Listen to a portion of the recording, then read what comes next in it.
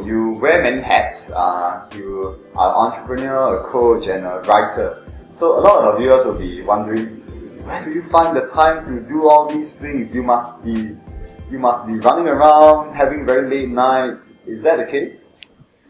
I wish. Okay.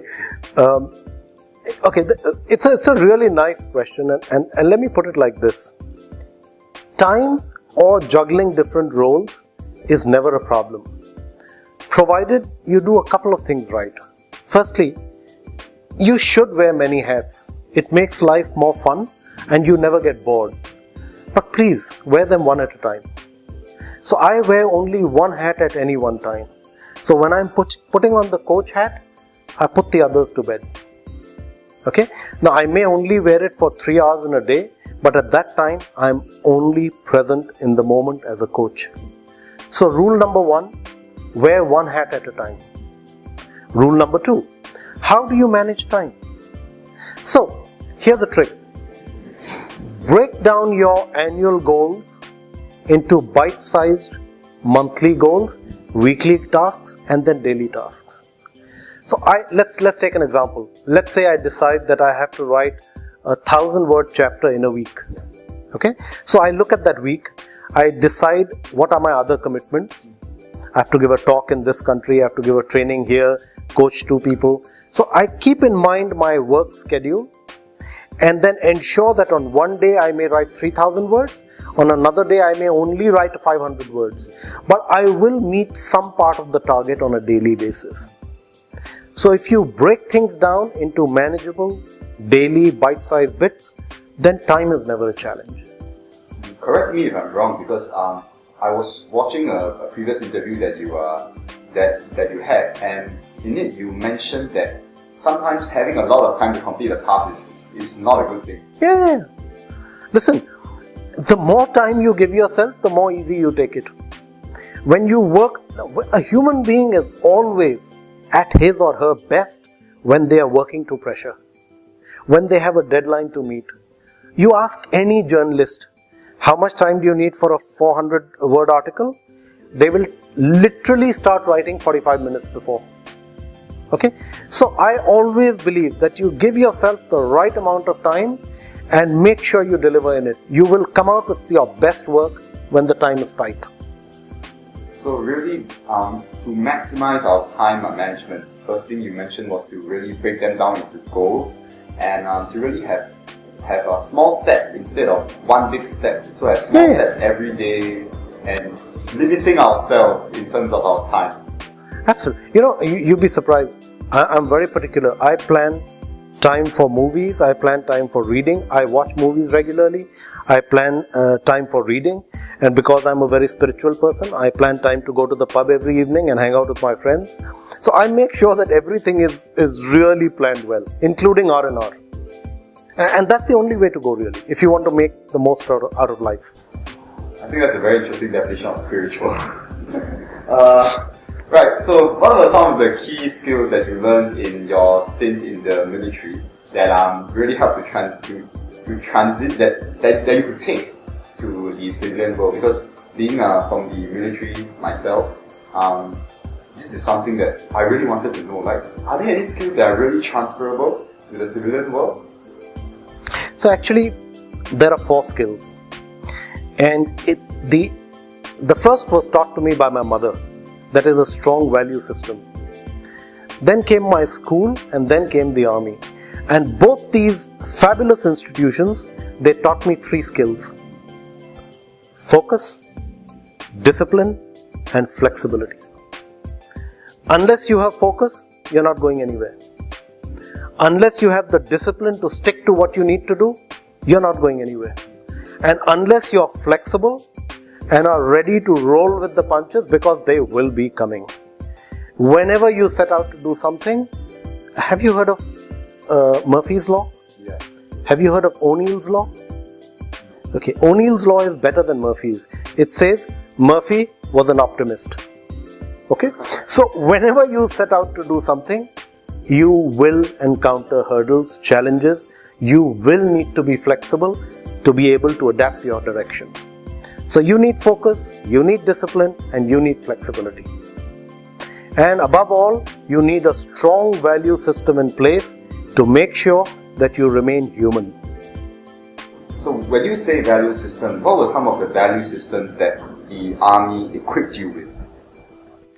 Okay, the army equipped me with something really fundamental.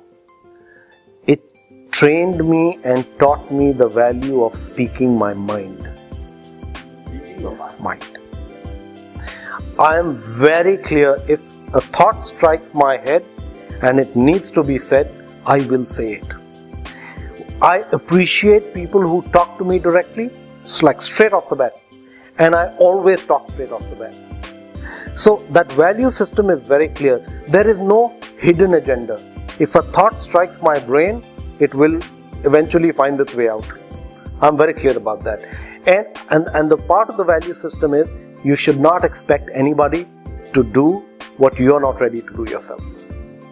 That's pretty much it. Like, I keep it very simple, So in your experience as a coach and as a professional coach and working with so many people, what are the three key traits what are the three key skills that successful people need to equip themselves with? Okay, that's a fabulous question, Vincent. And there are not three, I would say there are four things. It really doesn't matter what you do, what level you are at, how good you are, nothing matters. If you can do these four things clearly, there is no way you can fail. And these four things are the ability to think with clarity, listen for potential, speak with intent, and act with purpose. And if you notice, the boss designed us exactly like this. The brain on top, hoping you would think first. Then came the ears, hoping you would listen too. Then, having thought and heard, you would speak mindfully and you would act thoughtfully. If you understand these four things and learn how to deliver them, you cannot fail. As simple as that. And in your opinion, from the many people that you have worked with, are people equipped with these skills, or do they lack them, or how can we find these skills? Now, I notice you asked me in my opinion. Whose other opinion do you want me to give you? Seriously, right? Okay. Firstly, you know what? All human beings are born with these four skills. These are so fundamental to who we are. The boss designed us to be complete in all respects. We stop using them. We start planning too much, thinking too much at the wrong time. And most importantly, we forget the order.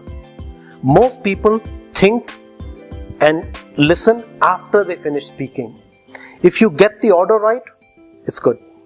So people have them, they stop using them for various reasons, and if you nudge them, show them the value of doing it, and that's what we do, by the way, because we help people to do these four things so that they become more productive and hence their companies become more profitable. That's what our company does. So leadership is really fast becoming a very essential skill in the workplace today, and many people are thrust into leadership roles more and more often. So I would like to ask you, what are the four things that you feel a successful leader should do to motivate his team to achieve the results that they desire? Oh, I just thought I finished talking about it. Okay, a successful leader needs to think with clarity, listen for potential, speak with intent, and act with purpose. The same four things. Same four things. And mind you brought up something really valuable. Leadership is becoming an essential skill. Leadership was always an essential skill. What is happening is, and do note this, all of us become leaders because we are good at something else. And I'll give you an example. The other day I was asked by a hospital to speak to their CEO. New guy. The CEO. So I walk in, and the minute he saw me, he said, "Oh, they sent you in because I'm quitting?" I said, "Really? Are you quitting?" He said, "Yeah." I said, "Okay, if you want, I can go away."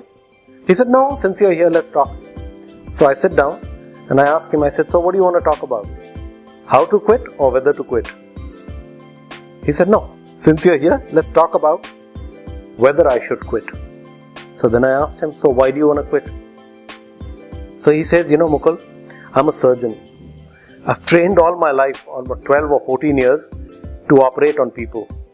Now these guys want me to deal with people who are standing up, walking and talking.